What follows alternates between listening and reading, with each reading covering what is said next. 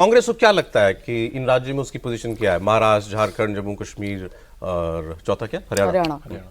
देखिए, कांग्रेस को लगता है कि हरियाणा में तो बहुत अच्छा है उनका।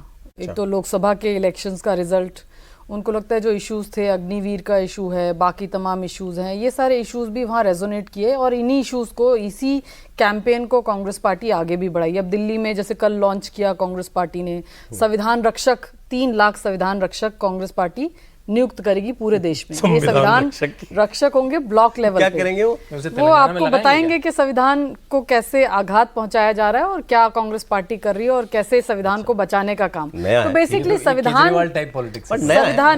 संविधान को एक, ये संविधान जो है अभी रहने वाला है इलेक्टोरल पॉलिटिक्स में। कांग्रेस इसको एक बड़ा मेजर इशू बनाएगी। महाराष्ट्र में भी अगर आप कहें तो दलित वोटर सरज़्यादा जानते होंगे, अच्छा खासा एक वहां पर इलेक्टोरल बेस है, वहां पर वहां भी ये मुद्दा जाएगा। इसके अलावा हरियाणा में ये मुद्दा रहेगा और बाकी तमाम इश्यूज हैं। कांग्रेस पार्टी को लगता है वो अपबीट है, हरियाणा में भी आगे दिखता, वो मानती है अपने आप को, मानती है कि वो सारे स्टेट्स में बहुत अच्छा कर रही है, चारों में अच्छा कर रही है, चारों में अच्छा कर रही है। मतलब जनरली क्या होता है कि कांग्रेस के नेता बाहर कुछ अंदर कुछ बोलते हैं। अभी आप उनसे बात करो तो वो अंदर भी आपको उतने ही अपबीट दिखेंगे। जब आप उनसे ऑफ रिकॉर्ड बात करोगे कहेंगे नहीं नहीं नहीं, इस बार अब चीजें बदल रही हैं, अब देखिएगा आप।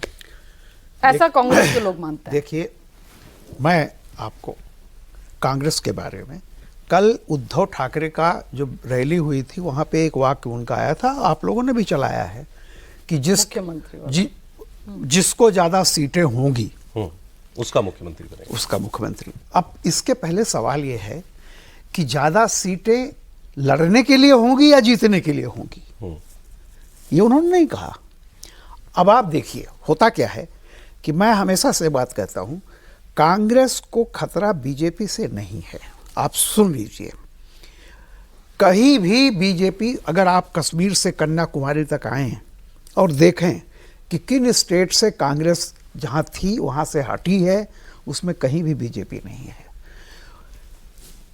ऊपर से आप चलें बंगाल, बिहार, जहां भी बंगाल में गई तो सब जगह रीजनल पार्टीज। अब आप देखिए आज की तारीख में क्या है, कांग्रेस अपने जन्म सन 52 से जो पहला इलेक्शन हुआ था, इस लोकसभा इलेक्शन में कभी भी कांग्रेस पार्टी शिवसेना से कम सीटों पर महाराष्ट्र में नहीं लड़ी थी। लेकिन 2024 में पहली बार आधी शिवसेना से भी वो कम सीटों पर लड़ी, 17 सीटें मिली उसको। और कांग्रेस पार्टी बहुत लंबे समय तक महाराष्ट्र में रही है।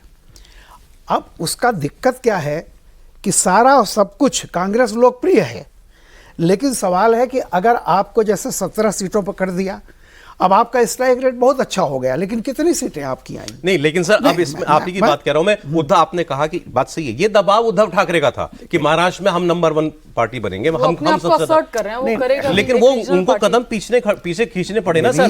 वो तो कह रहे थे मुझे डिक्लेयर करो सीएम। नहीं, अब कह रहे हैं कि जिसकी ज्यादा सीटें आएंगी वो बनेगा। सौरभ जी, वही बात जा रहा हूं, सीटें उसकी ज्यादा आएंगी जो ज्यादा सीटों पर लड़ेगा।